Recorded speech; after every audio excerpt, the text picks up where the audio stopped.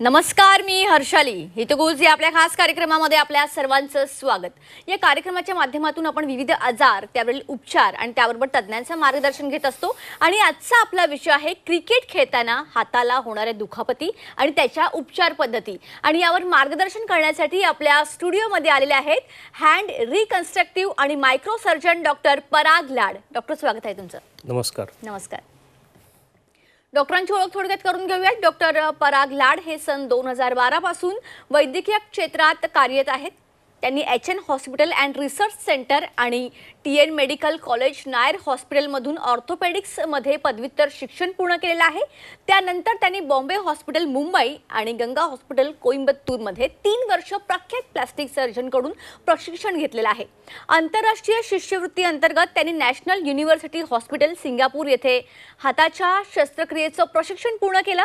Doctor लाड हे ब्रॅकियल plexus and peripheral मज्जातंतूच्या दुखापती, हाताच्या व मनगटाच्या प्रत्येक विकृतीचे उपचार करणारे तज्ञ डॉक्टर आहेत। त्यामध्ये जन्मजात होणाऱ्या विकृती किंवा खेळामुळे किंवा वातामुळे, अपघातामुळे होणाऱ्या विकृती यावर ते उपचार करतात। इतकंच नाही तर सन 2012 पासून त्यांनी हाताच्या तब्बल 4500हून अधिक शस्त्रक्रिया यशस्वीपणे पूर्ण केलेल्या आहेत। त्यांनी स्वतःच्या वैद्यकीय कार्यावरील अनेक शोध निबंध सादर केलेले आहेत। त्यांना विविध राष्ट्रीय आणि आंतरराष्ट्रीय परिषदांमध्ये प्राध्यापक म्हणून आमंत्रित देखील करण्यात आलेलं आहे। बॉम्बे ऑर्थोपेडिक सोसायटीच्या सहकार्याने मुंबईमध्ये शिक्षण अभ्यासक्रम चालवण्याचा त्यांना आता अनुभव आहे। चला तर विषयाला सुरुवात करूयात। तर डॉक्टर, आता सगळ्यात महत्त्वाचं म्हणजे क्रिकेटमध्ये खेळताना असा कोणता क्रिकेटचा प्रकार आहे जो खेळताना मोस्टली आपल्याला जास्त दुखापती होतात? क्रिकेट तसं बघितलं तर आपल्या देशातला सगळ्यात आवडता खेळ आहे। क्रिकेट प्रामुख्याने त्याचे 3 वेगवेगळे भाग आहेत। एक म्हणजे बॉलिंग, एक म्हणजे बॅटिंग, विकेट कीपिंग आणि कॅच पकडणं म्हणजे फिल्डिंग। तर हाताच्या किंवा मनगटाच्या दुखापती हे जास्तीत जास्त जेव्हा फिल्डिंग करताना कॅच पकडण्यात येतो तेव्हा direct hit ball, cricket ball आपल्या हाताला डायरेक्ट हिट होणं या क्रिकेटच्या भागामध्ये सगळ्यात जास्त दुखापत होण्याची शक्यता असते। जो कोणी बॅट्समन आहे आणि जेव्हा बॅटिंग केली जाते तेव्हा वेगवेगळे जे बॅटिंगचे स्ट्रोक्स आहेत, कोणी म्हणजे तेव्हा होणारी जी मनगटाची मूवमेंट आहे त्या मनगटाच्या मूवमेंटमध्ये सुद्धा आपल्याला मनगटाच्या खालच्या भागाला म्हणजे लिगामेंट इंजुरी होऊन त्याला दुखापत होण्याची शक्यता असते। तिसरी गोष्ट म्हणजे ऑफस्विंग म्हणजे बॉलिंगचा असा काही प्रकार असतो ज्याच्यामध्ये आपल्याला बॉल एका विशिष्ट पद्धतीने हातामध्ये पकडण्यात येतो आणि त्याला जेव्हा स्विंग करण्यात येतो तेव्हा सुद्धा हाताच्या छोट्या छोट्या जॉईंट्सला लिगामेंट इंजुरी होऊन किंवा कधीकधी मायनर फ्रॅक्चर्स होऊन तिथे दुखापत होण्याची शक्यता असते। ओके, मग आता जसं की तुम्ही सांगितलं तर क्रिकेट खेळताना नेमक्या कोणत्या दुखापती होऊ शकतात याविषयी थोडं सविस्तरमध्ये सांगाल? पहिली गोष्ट म्हणजे आपल्याला हे गृहीत घेतलं पाहिजे की आपल्याला हातात होणाऱ्या दुखापती या 3 वेगवेगळ्या पार्ट्समध्ये आहेत। पहिली गोष्ट म्हणजे अंगठ्याला होणाऱ्या दुखापती वेगळ्या आहेत, बोटांना होणाऱ्या दुखापती वेगळ्या आहेत आणि मनगटाला होणाऱ्या दुखापती वेगळ्या आहेत। दुसरी गोष्ट अशी की तुम्हाला कधीकधी लिगामेंट इंजुरी किंवा सॉफ्ट टिश्यू इंजुरी जेणेमध्ये आपल्याला फ्रॅक्चर्स किंवा हाडांची मोडतोड होत नाही, पण हे सांधे पकडून ठेवण्यासाठी ज्या काही महत्त्वाच्या लिगामेंट्स असतात किंवा आपल्याला बोटाची किंवा मनगटाची मूवमेंट वर खाली करण्यासाठी आम्ही त्याला मेडिकल भाषेमध्ये टेंडन्स म्हणतो, त्या टेंडनला इंजुरी होऊन त्याच्यामुळे होणाऱ्या दुखापती असतात। आणि तिसरं सगळ्यात महत्त्वाचं म्हणजे किती सिव्हिअर इम्पॅक्ट आहे, म्हणजे एखादा बॉल किती जोरात हिट झाला आहे त्याच्यावरून जास्तीत जास्त कॉमन जे आम्ही आजकाल बघतो ते म्हणजे या सांध्यावर होणारे फ्रॅक्चर्स आणि कधीकधी पेशंटला म्हणजे डिस्लोकेशन्स म्हणजे तो सांधा त्याच्या नॉर्मल जागेपासून निखळून जातो आणि तेव्हा पेशंटला डिस्लोकेशन्स होतात। अशा 3 वेगवेगळ्या प्रकारच्या इंजुरीज क्रिकेटमध्ये आम्ही बऱ्याच वेळा बघतो। ओके, आता हाताला जेव्हा दुखापती होतात क्रिकेट खेळताना किंवा काय, तर त्यामधलं गांभीर्य कसं ओळखावं आपण? 4 महत्त्वाचे लक्षणं मी सगळ्या खेळाडूंना इथे सांगू इच्छितो। सगळ्यात पहिलं म्हणजे तुम्हाला लागल्यानंतर तुम्हाला बोटाला किंवा हाताच्या बोटांना किंवा मनगटाला किंवा अंगठ्याला किती जास्त आणि किती लवकर प्रमाणात सूज येते। स्वेलिंग म्हणजे तुम्हाला इंजुरीनंतर झालेली सूज ही सगळ्यात महत्त्वाचं लक्षण आहे। तुमचं पेन किती सहन करण्यापलीकडे आहे, म्हणजे तुम्हाला होणारं जे दुखणं आहे हे कुठल्या पेनकिलर किंवा आपण ऑन साईट खेळ खेळताना क्रीडा मैदानावर आईस ॲप्लिकेशन बर्फाचा शेक देऊन किंवा मालिश मसाज करून जर हे पेन दुखणं कमी नाही झालं तर हे त्याचं दुसरं महत्त्वाचं लक्षण आहे. तिसरं महत्त्वाचं लक्षण म्हणजे बोटाला येणारा तिरळेपणा. म्हणजे आपण जेव्हा एखाद्या खेळाडूला काही इंजुरी झाली तर साधा प्रश्न त्यांना विचारण्यात आला पाहिजे की ते पूर्ण मुठ्ठी बंद करू शकतात आणि पूर्ण मुठ्ठी उघडू शकतात की नाही. जर हे करताना त्यांना एखाद्या बोटाच्या एखाद्या सांध्याची जर मूवमेंट कमी होत असेल तर हे त्याचं तिसरं महत्त्वाचं त्या इंजुरी किती सिरियस आहे किती गंभीर आहे हे त्याचं तिसरं महत्त्वाचं लक्षण आहे. आणि चौथं म्हणजे होणारी जखम. बहुतांशी क्रिकेट खेळताना बाहेरनं जखमा खूप कमी परिस्थितीत होतात, पण इट ऑल डिपेंड्स म्हणजे आपल्याला जेव्हा मार किती लागतो त्याच्यामुळे एखादं स्किन ब्रेक झालं किंवा होणारा रक्तस्राव. थोडक्यात सांगायचं म्हणजे दुखणं, सूज येणं, बोटाला किंवा हाताला किंवा मनगटाला येणारा तिरळेपणा ज्याला आम्ही डिफॉर्मिटी म्हणतो आणि होणारी जखम, ह्या 4 गोष्टी जर आपल्याला दिसल्या तर ह्या दुखापतींचं गांभीर्य खूप जास्त आहे. ओके, आता जेव्हा क्रिकेट खेळताना हाताला एखाद्या वेळेला दुखापत झालीच तर लगेच आपण त्यावर प्रथम उपचार म्हणजे प्राथमिक उपचार आपण त्यावर काय करू शकतो याविषयी थोडं सविस्तरमध्ये आपल्या प्रेक्षकांना सांगाल? पहिली गोष्ट म्हणजे त्या खेळाडूला त्या गेमपासून त्या क्रीडापासून ताबडतोब आयसोलेट म्हणजे त्याला त्याच्या एका सेफ झोनमध्ये आणणं गरजेचं आहे. दुसरी गोष्ट, बऱ्याच वेळा ह्या इंजुरी फक्त हाताला सीमित नसून कधीकधी एल्बो म्हणजे कोनी किंवा शोल्डरला पण झालेल्या असतात किंवा त्या माराचा आघात टाळण्यासाठी एखादा खेळाडू पटकन मान वळवण्याची शक्यता असते, तेव्हा त्यांना स्पाईन इंजुरीज म्हणजे इतर इंजुरीज आहेत की नाही हे आपल्याला आधी ताबडतोब बघितलं पाहिजे. एकदा ह्या सगळ्या गोष्टींचं आपल्याला कन्फर्मेशन झालं की ही इंजुरी फक्त हातात, बोटांमध्ये किंवा मनगटातच आहे, याच्यानंतर तुम्हाला सगळ्यात पहिला प्राथमिक उपचार असतो की एखादं अवेलेबल स्प्लिंट, मग तो पुठ्ठा म्हणा किंवा एखादं कार्डबोर्ड पेपर म्हणा किंवा एखाद्या न्यूजपेपरचं फोल्डर म्हणा, अशा पद्धतीने त्या बोटाला किंवा मनगटाला रेस्ट दिली पाहिजे. त्याच्यानंतर जर बाहेरनं काही जखम नसेल तर आईस ॲप्लिकेशन बर्फाचा व्यवस्थित त्या इंजुरी झालेल्या भागाला शेक दिला पाहिजे आणि त्याला रेस्ट दिली पाहिजे.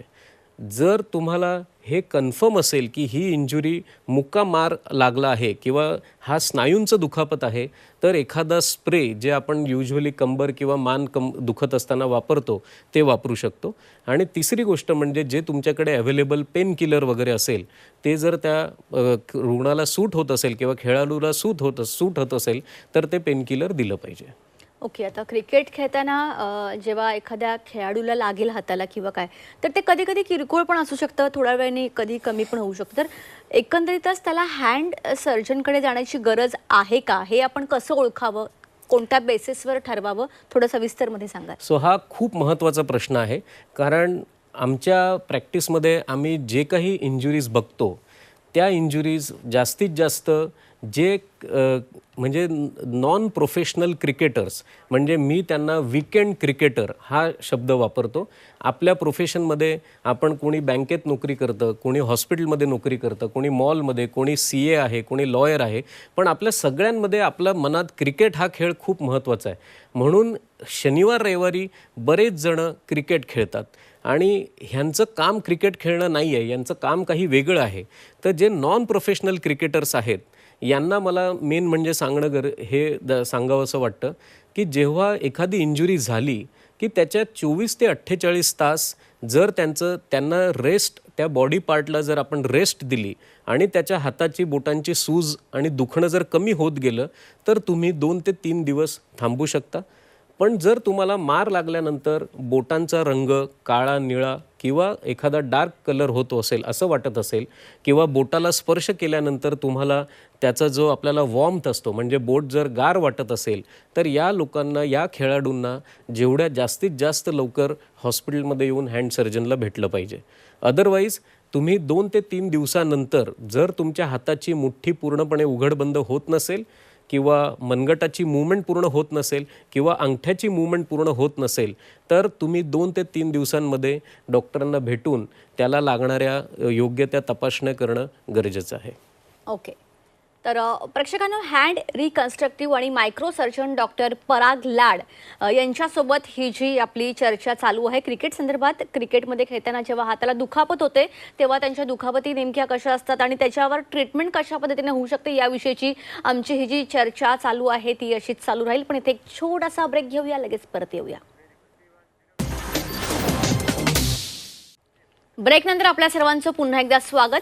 क्रिकेट खेळताना नेमकं हातांना ज्या दुखापती होतात त्यांच्या उपचार पद्धती काय आहेत या विषयावर आपण मार्गदर्शन घेत होतो डॉक्टर पराग लाड यांच्याकडून. पुन्हा एकदा विषयाला सुरुवात करूयात.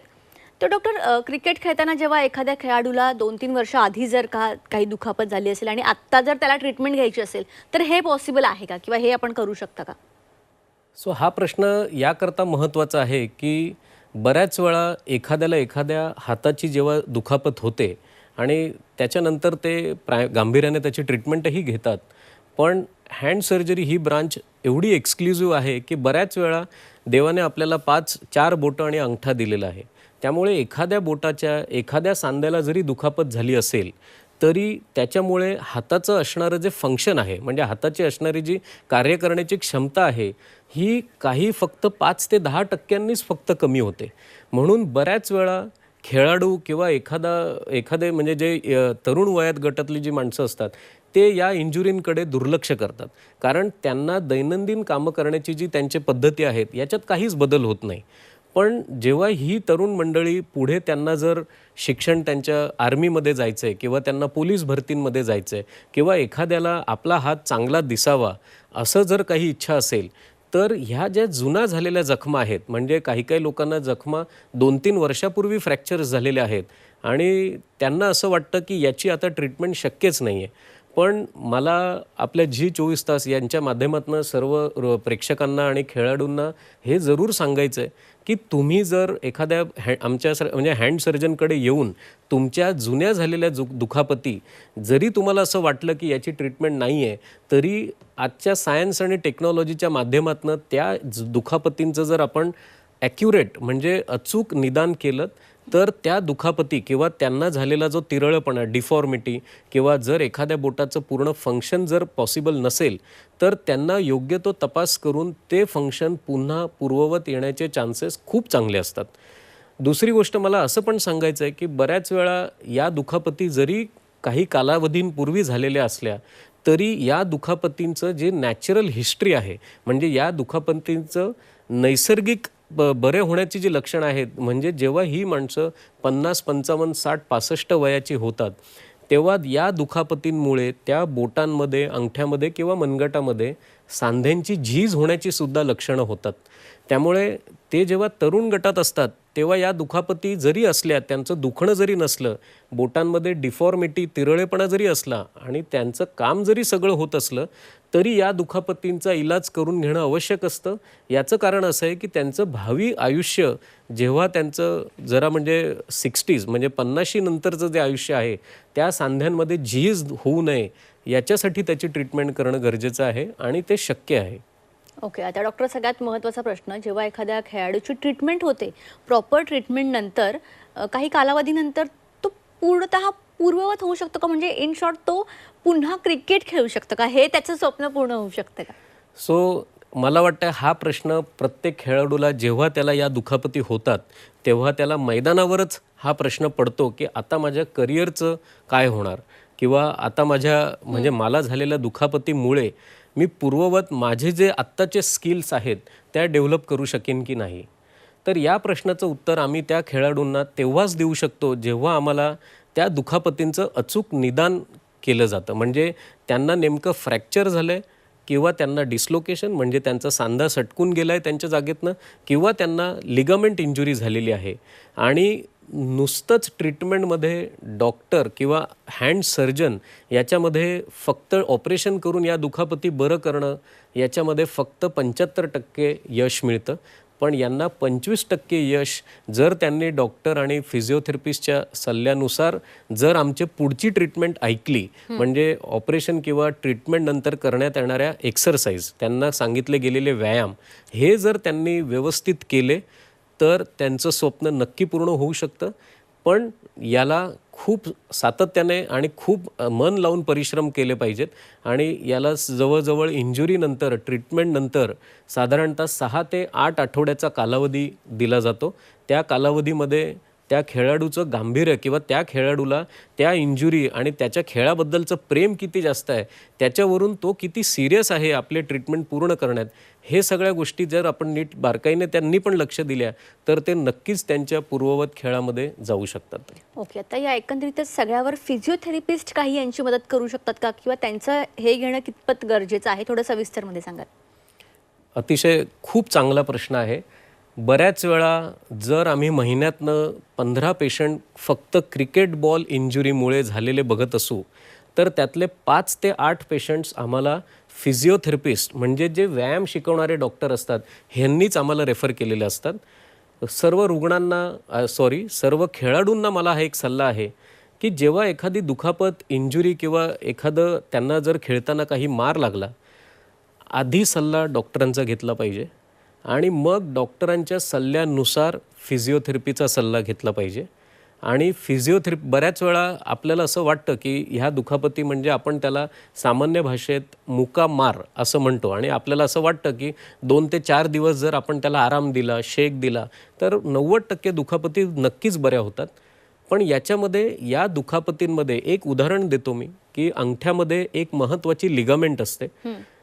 ती बहुतांशी लिगामेंट ही पार्शियल इंजुरी होते. पार्शियल म्हणजे जर त्या लिगामेंटचा आकार जेवढा आहे त्याच्या 50%च ही लिगामेंट इंजुरी होते.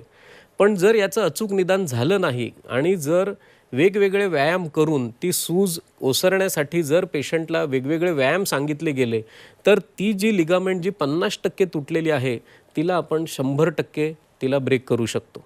सो याच्यामध्ये फिजिओथेरपीचा रोल हा ट्रीटमेंट चालू असताना असतो, ट्रीटमेंट नंतरसुद्धा असतो. आणि फिजिओथेरपीमध्ये देवाने आपल्याला हातामध्ये 35पेक्षा जास्त सांधे आणि जवळजवळ 55पेक्षा जास्त लिगामेंट्स दिलेले आहेत. आणि एका भागाला जरी इंजुरी झाली तरी दिलेल्या प्लास्टरमुळे किंवा एखाद्या पट्टा स्प्लिंट लावण्यामुळे जर बाकीचे सांधे सगळे स्टिफ झाले म्हणजे स्टिफ झाले तर त्यांना पण मूवमेंट करण्यासाठी फिजिओथेरपीचा रोल हा खूप महत्त्वाचा आहे. म्हणून हँड सर्जन बरोबर फिजिओथेरपी ही ट्रीटमेंट नंतर करणं खूप गरजेचं आहे. ओके, आता सर खेळाडूंना आपलं फिजिक मेंटेन करण्यासाठी तुम्ही त्यांना काही आहारासाठी सल्ला देऊ शकता? एकंदरीतच कॅल्शियम, प्रोटीन किंवा कशा पद्धतीचा आहार त्यांनी घेणं गरजेचं आहे? सो यामध्ये माझा सल्ला असा आहे की आपण फक्त आहारावर अवलंबून न राहता आपली जीवनशैली, लाईफस्टाईल बदलण्याची सुद्धा गरज आहे. एखाद्या एखाद्या खेळाडूला जर त्याला त्याची फिजिकल स्ट्रेंथ मेंटेन ठेवायची असेल तर त्याला 4 महत्त्वाच्या गोष्टी असतात.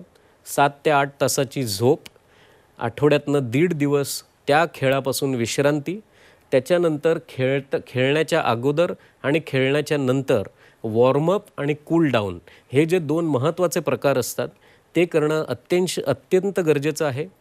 तिसरी गोष्ट म्हणजे आहारामध्ये त्यांनी डॉक्टरांच्या सल्ल्यानुसार जर काही खेळाडूंना काही विटॅमिन्स किंवा कॅल्शियमच्या डेफिशियन्सी असतील तर त्याआधी ब्लड रिपोर्ट म्हणजे आपल्या रक्तांच्या चाचण्यांपासून ते कन्फर्म करून त्यांना कॅल्शियम घेण्याची गरज आहे का किंवा विटॅमिन D3 जे आजकाल स्नायू, सांधे आणि हाडं यांचा बळकटपणा त्यांची स्ट्रेंथ वाढवण्यासाठी दिलं जातं.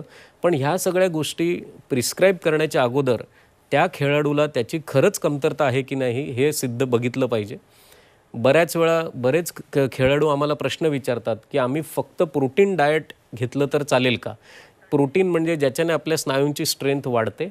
त्याच्यामध्ये आमचा वेगवेगळा सल्ला असतो की नुसतं प्रोटीन खाऊन बाकीच्या अवयवांवर सुद्धा वाईट परिणाम होऊ शकतात. तर त्याच्यासाठी तुम्हाला बॅलन्स्ड डाएट की ज्याच्यामध्ये प्रोटीनचं पण प्रमाण आहे, कार्बोहायड्रेटचं पण प्रमाण आहे, फॅटचं पण प्रमाण आहे, या सगळ्या गोष्टींचं व्यवस्थित आकलन करून एखाद्या डायटिशियनला इन्व्हॉल्व करूनच आम्ही ते प्रिस्क्रिप्शन त्यांना देतो. म्हणून फिजिकल स्ट्रेंथ बरोबर मेंटल स्ट्रेंथ ही सुद्धा महत्त्वाची आहे. तर औषधांमार्फत ट्रीटमेंट घेण्यापेक्षा आहार आणि जीवनशैली जर हे आपण त्यांनी गांभीर्याने जर त्याच्याकडे लक्ष दिलं तर फिटनेस व्यवस्थित मेंटेन राहतो. ओके, सर, जाता जाता मला एक विचारायचं आहे की या इंजुरीज टाळण्यासाठी तुम्ही काय सल्ला द्याल? थोडक्यात सल्ला द्या, वेळ कमी आहे. सो 3 गोष्ट तुमच्या प्रत्येक खेळाडूला पहिला सल्ला असा आहे की जो आपला कोच असतो त्याचं ऐकणं अत्यंत गरजेचं आहे. तुम्हाला जे गॅजेट्स वापरायला सांगितलेले आहेत, हेल्मेट, ग्लोव्ज, पॅड्स, हे घालणं आणि उत्तम क्वालिटीचं घालणं अत्यंत गरजेचं आहे. एखादी इंजुरी खूप जुनी असेल तरी तिचा इलाज होऊ शकतो, हे सुद्धा तुमच्या मनात ठेवलं पाहिजे. ओके. हे माझा सल्ला आहे. ओके, तुम्ही या ठिकाणी याला खूप चांगलं मार्गदर्शन केलं, त्यासाठी तुमचे मनापासून धन्यवाद. थँक्यू. तर प्रेक्षकांनो, क्रिकेट खेळताना हाताला ज्या दुखापती होतात त्याच्या नेमक्या उपचार पद्धती काय आहेत यावर हँड रिकन्स्ट्रक्टिव्ह आणि मायक्रो सर्जन डॉक्टर पराग लाड यांनी या ठिकाणी अतिशय उत्कृष्ट असं मार्गदर्शन केलेलं आहे. एकंदरीतच आपण त्यापासून बचाव करण्यासाठी किंवा या इंजुरीज टाळण्यासाठी आणि एकंदरीतच कसा आहार आपण घेणं गरजेचं आहे याविषयी देखील त्यांनी मार्गदर्शन केलेलं आहे. तुम्हाला जर डॉक्टरांसोबत कनेक्ट व्हायचं असेल, डॉक्टरांकडून ट्रीटमेंट घ्यायची असेल तर तुम्हाला स्क्रीनवर जो ॲड्रेस आणि जो कॉन्टॅक्ट नंबर दिसतोय त्यावर तुम्ही डॉक्टरांशी कनेक्ट होऊ शकता. कार्यक्रमात आता वेळ झाली आहे इथेच थांबण्याची. ताज्या बातम्यांकरिता पाहत रहा सी 24 तास.